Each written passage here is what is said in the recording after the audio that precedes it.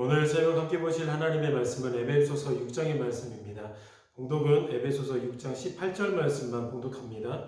모든 기도와 간구를 하되 항상 성령 안에서 기도하고 이를 위하여 깨어 구하기를 항상 힘쓰며 여러 성도를 위하여 구하라. 아멘. 여러분, 사도 바울은 에베소서를 마무리하면서 하나님의 전신갑주를 입으라 라는 요청으로 서신서를 마무리를 하죠. 근데 독특한 것은 하나님의 전신갑주를 입으라는 요청 이전에 사도가 무엇을 말하냐면 너무 평범하고 일상에서 만나는 그런 관계적인 부분들을 먼저 이렇게 말을 합니다. 5장 22절에서는 아내와 남편의 관계를 이야기하고, 그리고 오늘 6장 전반부에는 자녀와 부모의 관계, 그리고 이어서 종과 상전의 관계들을 이야기를 합니다. 그리고 이어서 곧장 이어지는 선포가 무엇이냐면 하나님의 전신갑주를 입으라는 엄중한 요청의 말씀이 따라오게 되는 것입니다. 우리는 이 하나님의 전신갑주에 대해서 약간 오해하는 경향이 무엇이냐면 어떤 특별한 시간과 특별한 사역들을 앞두고서는 하나님의 전신갑주를 입으려는 시도들을 부지런히 해보려고 합니다. 예를 들어서 어떤 단기 선교를 간다든지 아니면 1년에 한 번 열려지는 특별한 수련회나 어떤 집회를 앞두고 있다든지 이런 사역과 이런 특별한 시간들 앞에서는 마귀의 공격이 쉴 새 없이 쏟아질 것을 알아차리고 특별한 마음을 가지고서 하나님의 전신갑주로 무장하겠노라는 결단을 세우죠.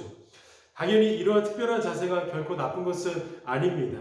우리 안에 마땅히 있어야 하는 거룩한 자세임에 틀림이 없겠죠.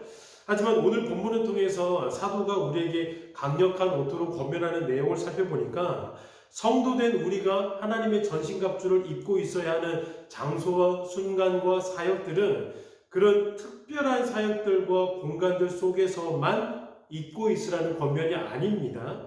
너무 평범하게 흘러가고 있는 그 일상적인 관계와 부르심의 장소들에서 전신갑주를 입으라고 말하고 있는 것입니다.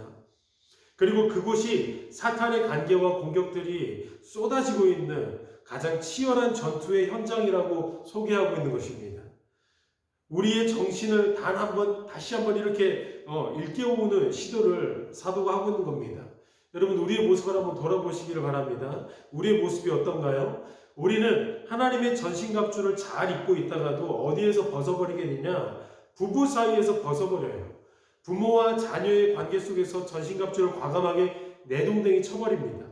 직장이라는 공간에서 방패와 그 말씀의 검을 찾아보기가 너무나도 힘든 게 사실입니다. 사도 바울은 이 부분을 날카롭게 지적하죠.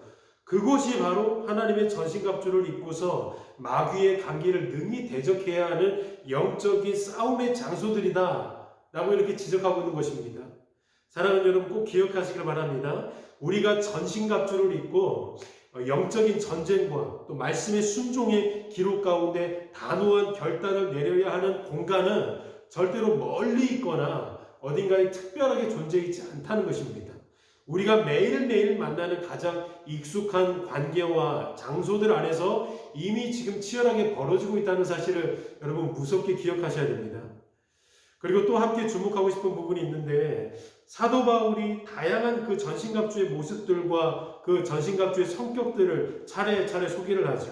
진리의 허리띠, 의의 호심경, 복음의 신, 믿음의 방패와 구원의 투구, 또 마지막으로 성령의 검이 말씀까지. 여러분, 이 다채로운 하나님의 전신갑주를 모두 착용한 후에 곧 이어서 특별하게 강조하는 구절이 있습니다. 그게 바로 오늘 18절의 말씀입니다.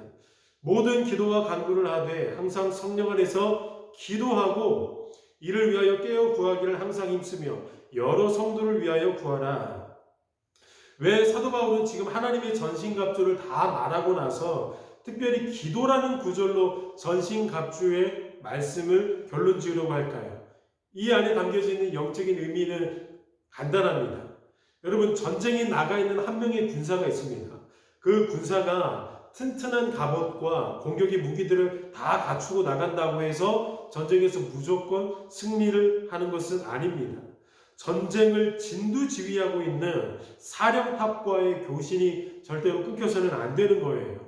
여러분, 사도 바울이 왜 전신갑주를 이야기하면서 마지막으로 이 기도로 마무리를 하고 있냐면 한 사람의 성도에게 기도라는 것은 사령관이신 하나님과 군사인 성도가 교신하는 교신기와도 같다는 것입니다. 군사에게 교신 끊기면 그 전쟁의 승패는 불보듯 뻔한 결과를 나올 수밖에 없습니다. 그래서 사도 바울이 군사된 우리에게 뭐라고 강력하게 권고하냐면 항상 성령 안에서 깨어 기도에 힘쓰라 라고 말하고 있는 것입니다. 여러분, 우리 삶에서 기도가 부응한다는 것은 사령관이신 하나님과의 교신이 잘 이루어지고 있다는 것을 나타내 보여주는 것이죠. 그래서 그 막힘없는 교신으로 인해서 군사된 우리가 어떤 모습과 어떤 자세 그리고 어떤 마음을 품어야 하는지 시시때때로 성령을 통하여서 말씀해 주시는 그 거룩한 부흥을 기도하는 사람은 경험하게 됩니다.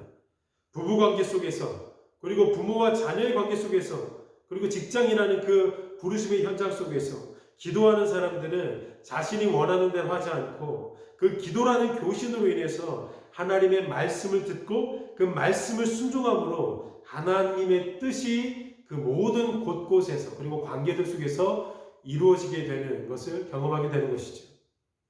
근데 반대로 전신갑주를 입은 한 사람의 군사에게 이 기도라는 교신이 마지막으로 끊겨버린다면 그 다음에 찾아오는 결과는 너무나도 참혹한 결과를 마주할 수밖에 없죠.